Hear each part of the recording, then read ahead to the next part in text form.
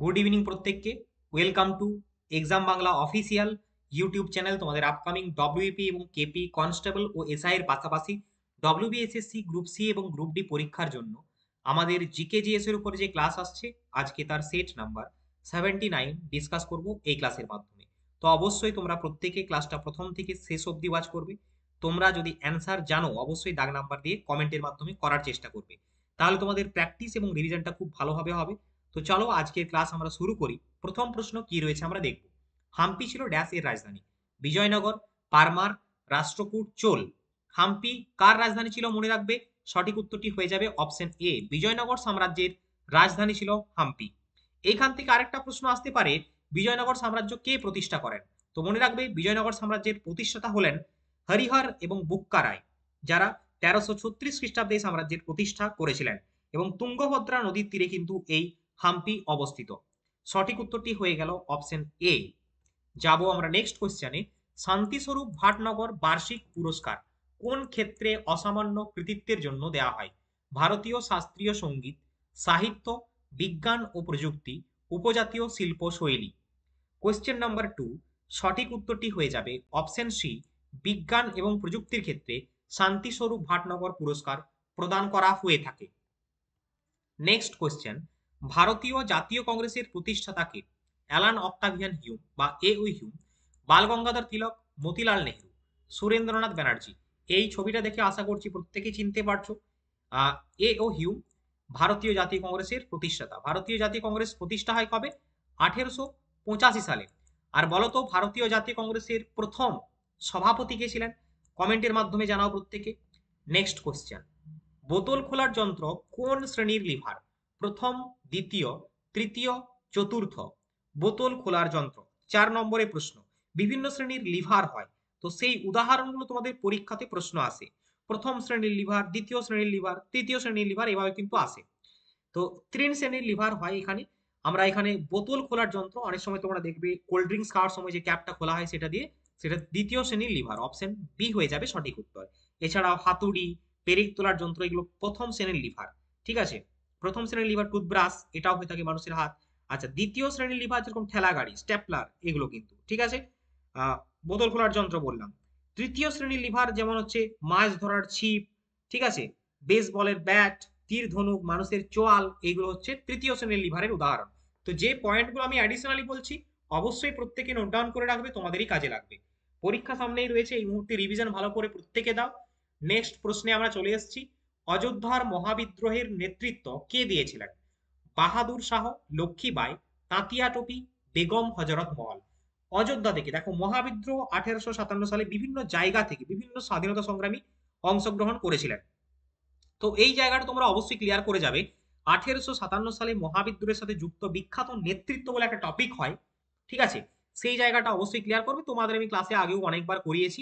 তো এখানে আমাদের সঠিক উত্তর হবে অপশন ডি, বেগম হজরত মহল অযোধ্যা থেকে পার্টিসিপেট করেছিলেন।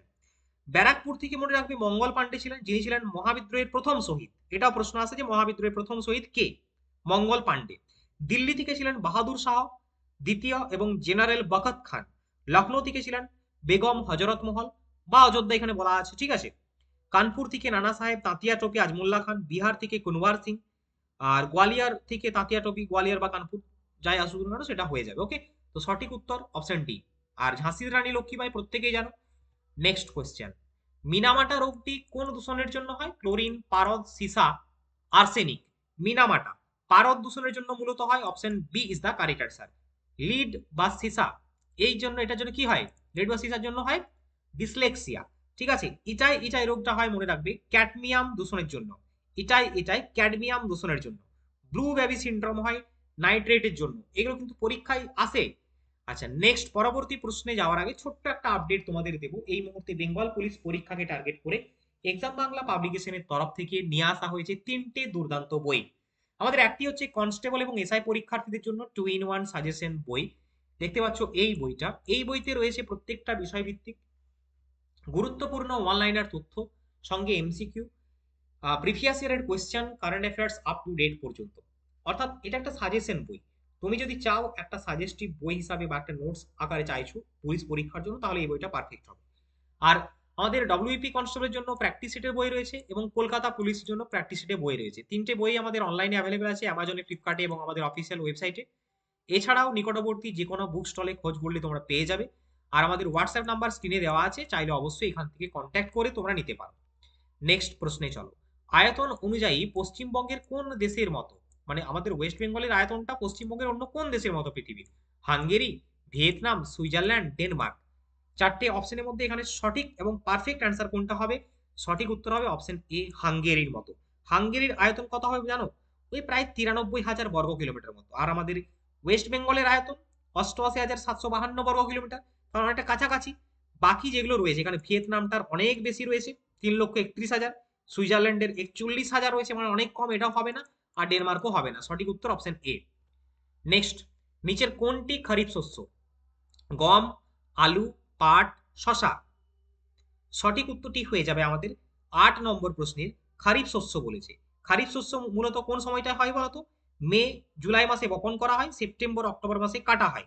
উদাহরণ যেরকম ধান, পাট, ভুট্টা, তুলা, কার্পাস, এইগুলো। ঠিক আছে, অর্থাৎ যেগুলো আমরা বর্ষাকালে চাষ করে থাকি। সঠিক উত্তরটি হয়ে যাবে তাহলে অপশন সি, পাট। আলু আমরা রবি শস্য হিসাবে জানি, গমকেও রবি শস্য। আর শশাটা তোমার জায়িদ শস্য বলতে পারো। ঠিক আছে, বাট এখন সব সিজনেই চাষ হয়। আচ্ছা, নেক্সট কোয়েশ্চেন। অর্থ কমিশন গঠন সংবিধানের কোন অনুচ্ছেদে রয়েছে? 275, 280, 282, 289। সঠিক উত্তর কোনটা হবে 9 নম্বর প্রশ্নের? সঠিক উত্তরটি হয়ে যাবে অপশন এ, অপশন বি, 280 নম্বর আর্টিকেলে উল্লেখ রয়েছে অর্থ কমিশনের বিষয়ে। আচ্ছা, এখান থেকে কতগুলো পয়েন্ট তোমরা জানবে, বিশেষ করে এই যে বর্তমানে ভারতের অর্থ কমিশনের চেয়ারম্যান কে আছেন?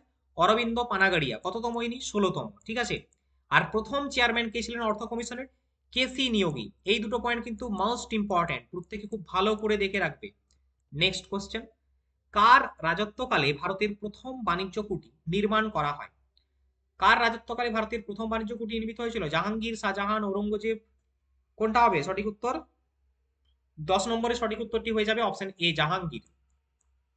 অপশন এ, 1609 সালে ক্যাপ্টেন উইলিয়াম হকিন্স বাণিজ্য কুটি স্থাপনের অনুমতি চাইতে এসেছিল জাহাঙ্গীরের দরবারে। ঠিক আছে, এই গল্পটা ইতিহাসে রয়েছে। তো সঠিক উত্তর হয়ে যাবে option A. Next question. Polio রোগ নিচের কোনটির প্রভাবে হয়? ব্যাকটেরিয়া, ভাইরাস, ছত্রাক, আদ্যমানি। তো পোলিও একটি ভাইরাস গঠিত রোগ, অপশন বি হয়ে যাবে কারেক্ট অ্যান্সার। ওকে। নেক্সট, পরবর্তী প্রশ্ন। সংসদের দুটি অধিবেশনের মধ্যে সর্বোচ্চ ব্যবধান কত হতে পারে?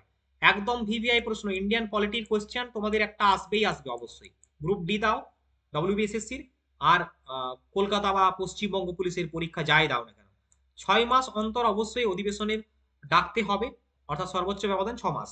নেক্সট, ভারতের প্রথম স্যাটেলাইট উৎক্ষেপণ কোনটি? আর্যভট্ট, ভাস্কর, রোহিণী, ভাস্কর 2।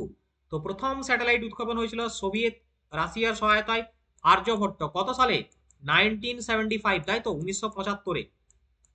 আর একদম ভারতীয় ভেহিকেল, লঞ্চ ভেহিকেলের মাধ্যমে যেটা হয়েছিল তার নাম হচ্ছে রোহিণী। মানে ভারতের তৈরি লঞ্চ ভেহিকেল থেকে রোহিণী ছিল ভারতের প্রথম স্যাটেলাইট। ঠিক আছে, তো সঠিক উত্তরটি হবে এখানে কোনটা? Aryabhata, option A. নেক্সট, বিশ্ব বসুন্ধরা দিবস কবে পালন করা হয়? একদম ভিভিআই। বিভিন্ন ডেজ অ্যান্ড থিমস গুলো অবশ্যই দেখবে। তোমাদের যেহেতু পরীক্ষার অ্যাডমিট কার্ড ইতিমধ্যে প্রকাশিত, যারা ওয়েস্ট বেঙ্গল পুলিশের কনস্টেবলের এক্সাম দেবে তাদের জন্য বিশেষ করে বলছি, তাই এই সমস্ত টপিকগুলো বারবার করে রিভিশন দেবে। 14 নম্বরের প্রশ্ন। সঠিক উত্তরটি হবে অপশন আমাদের কোনটা? অপশন ডি হবে। 22শে মার্চও রয়েছে, দেখো ভুল করে কেউ কিন্তু করবে না। 22শে এপ্রিল হবে সঠিক উত্তর। 22শে এপ্রিল বসুন্ধরা দিবস, ধরিত্রী দিবস বা আর্থ ডে, যাই বলবো না কেন ঠিক করে আসবে। আচ্ছা, এখানে থিম গুলো অবশ্যই দেখতে হবে। 2024-এর থিমটা না দেখলেও এই বছরের থিমটা দেখে রাখবে। 2025-এর আর্থ ডে থিম ছিল আওয়ার পাওয়ার আওয়ার প্ল্যানেট। ঠিক আছে। নেক্সট, ত্রিপিটক লেখা হয় কোন ভাষাতে? পালি, প্রাকৃত, ব্রাহ্মী, খরষ্টি। 15 নম্বরের সঠিক উত্তর হবে অপশন এ, ত্রিপিটক। ঠিক আছে, বৌদ্ধ ধর্মের প্রধান ধর্মগ্রন্থ। Next question. ভাগীরথী এবং অলকনন্দা নদীর সঙ্গমস্থল দেবপ্রয়াগ হবে। একদম ইজি। ঠিক আছে, রুদ্রপ্রয়াগ, কর্ণপ্রয়াগ, অনেক কিছু রয়েছে। রুদ্রপ্রয়াগ যেরকম হচ্ছে অলকনন্দা, মন্দাকিনী, কর্ণপ্রয়াগে অলকনন্দা, পিন্ডার, দেবপ্রয়াগ, ভাগীরথী, অলকনন্দা। ঠিক আছে। নেক্সট, পশ্চিমবঙ্গের জাতীয় বৃক্ষ কোনটা? অসত্য, ছাতিম, তেঁতুল, নিম। পশ্চিমবঙ্গের জাতীয় বৃক্ষ ছাতিম। আর জাতীয় প্রাণী মেছো বিড়াল, পরীক্ষাতে অলরেডি এসে গেছে। জাতীয় ফুল শিউলি। রাজ্য সঙ্গীত কোনটা? ইতিমধ্যে প্রত্যেকটা স্কুলেই চালু করার নির্দেশ দিয়েছে রাজ্য সরকার থেকে। বাংলার মাটি বাংলার জল, তাই তো। পশ্চিমবঙ্গের রাজ্য সঙ্গীত। আর রাজ্য দিবস Poila Boishakh. Next, COP30 climate summit কোথায় অনুষ্ঠিত হবে? একদম ভিভিআই, পরীক্ষায় আসতেও পারে। Belem, Azerbaijan, Saudi Arab, Afghanistan. 2024-এর COP29 অর্থাৎ সিওপি, কোঅপারেশন অফ পার্টিস, যেটা ক্লাইমেট অ্যাকশনের উপর গঠিত, 29 এটা হয়েছিল আজারবাইজানের বাকুতে। আর বেলেম ব্রাজিলে 2025-এ COP30 হবে এটা, ঠিক আছে, অর্থাৎ অপশন এ হবে সঠিক উত্তর। নেক্সট, কোন বছর মৌলিক কর্তব্য সংবিধানে অন্তর্ভুক্ত হয়? কোন বছর বলেছে মানেই বুঝতে পারছো, ভারতের সংবিধান যখন হয় সেই সময় ছিল না। আগে 10টা মৌলিক কর্তব্য অ্যাড করা হয়, তারপরে আরো একটা অ্যাড করা হয়, টোটাল 11টা ফান্ডামেন্টাল ডিউটিস রয়েছে। এটা 1976-এ অ্যাড করা হয়। Option B is the correct answer, 42তম সংশোধনের মাধ্যমে। নেক্সট, রিজার্ভ ব্যাংকের গভর্নর কার দ্বারা নিযুক্ত হন? রাষ্ট্রপতি, উপরাষ্ট্রপতি, প্রধানমন্ত্রী, অর্থমন্ত্রী। 20 নম্বরের সঠিক উত্তর হবে অপশন ডি, অর্থমন্ত্রী। কেউ আবার রাষ্ট্রপতি ভুল করে এসো না, এই জন্যই অপশন এতে রাখা হয়েছে রাষ্ট্রপতি, যাতে প্রত্যেকেই ভুল করো। পরীক্ষাও এইভাবেই কোয়েশ্চেন সেট করা হয়। আচ্ছা, আরবিআই প্রতিষ্ঠিত হয় কবে? 1935 সালে। আরবিআই এর বর্তমান গভর্নর কে রয়েছে বলতে পারবে? বর্তমান গভর্নর রয়েছে কে? 26তম গভর্নর সঞ্জয় মালহোত্রা, ঠিক আছে। নেক্সট, পরবর্তী কোশ্চেন, ভারতীয় মহিলা cricketer Richa Ghosh most famous নাম এই মুহূর্তে রাজ্য তথা দেশ জুড়ে, কারণ আইসিসি উইমেন যে ওয়ার্ল্ড কাপ হলো সেখানে ইনি ছিলেন একজন অন্যতম মানে অংশীদার, সেখানে পার্টিসিপেট করেছিলেন খেলোয়াড় বিখ্যাত আমাদের ওয়েস্ট বেঙ্গল থেকে, শিলিগুড়ির বাসিন্দা মেয়ে। তো শিলিগুড়িতে তার নামে স্টেডিয়াম হবে, এটা মুখ্যমন্ত্রী ঘোষণা করেছেন। সঠিক উত্তরটি হয়ে যাবে অপশন সি। নেক্সট, ভারত এবং কোন দেশ সাংস্কৃতিক সহযোগিতার জন্য একটি ঐতিহাসিক সমঝোতা স্মারক বা মেমোরেন্ডাম অফ আন্ডারস্ট্যান্ডিং স্বাক্ষর করেছে? সৌদি আরব, ওমান, সংযুক্ত আরব আমিরাত, কাতার। 22 নম্বর প্রশ্ন, আমাদের সঠিক উত্তর কোনটা হবে? সঠিক উত্তরটি হয়ে যাবে অপশন এ, সৌদি আরব। আচ্ছা, দুটো ক্যাপিটাল মনে রাখবে তো, সৌদি আরবের রাজধানীর নাম কি? রিয়াদ।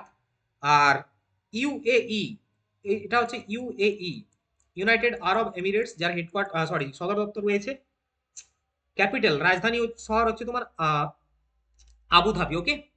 নেক্সট, কোন দেশে ভগবান বুদ্ধের পবিত্র ধ্বংসাবশেষ, ঠিক আছে, জনসাধারণের প্রদর্শনের জন্য স্থাপন করা হয়েছে? ভুটান, শ্রীলঙ্কা, মায়ানমার, নেপাল।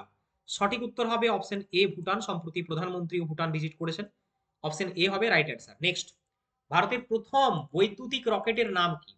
তেজস 10, বায়ুপুত্র, অগ্নিপূর্ব, গগন শক্তি। 24 নম্বরের সঠিক উত্তর স্পেস কিডস ইন্ডিয়া, চেন্নাই ভিত্তিক একটা ভারতের প্রথম বৈদ্যুতিক চালিত পরিবেশ বান্ধব রকেট, যার নাম হচ্ছে বায়ুপুত্র। অপশন বি হবে সঠিক উত্তর। নেক্সট, কোন দেশ আনুষ্ঠানিকভাবে হাম মুক্ত দেশের মর্যাদা হারিয়ে ফেলেছে? Russia, Canada, France, Japan. সঠিক উত্তরটি হবে option B, Canada. Okay. So dear student and aspirant, আজকের ক্লাসে এই ছিল বাছাই করা এমসিকিউ উইথ এক্সপ্লেনেশন। আশা করব ক্লাস প্রত্যেকের ভালো লেগেছে। যদি ভালো লাগে লাইক শেয়ার করো, আর যারা আগের ক্লাসগুলো দেখোনি চেক আউট করে অবশ্যই দেখে নিও, প্লেলিস্টে রয়েছে। আর যারা বই সংগ্রহ করতে ইচ্ছুক রয়েছে আমাদের, তারা অবশ্যই এই নাম্বারে হোয়াটসঅ্যাপ করতে পারো, বা নিজেরা অনলাইন থেকে অর্ডার করতে পারো, সমস্ত জায়গায় অ্যাভেলেবেল আছে। সো আজকের এই ক্লাসে এতটাই। প্রত্যেকে ভালো থাকবে, সুস্থ থাকবে, মন দিয়ে পড়াশোনা করবে। দেখা হচ্ছে তোমাদের সঙ্গে নেক্সট ক্লাসে। Good night to all of you. Vande Mataram, Jai Hind.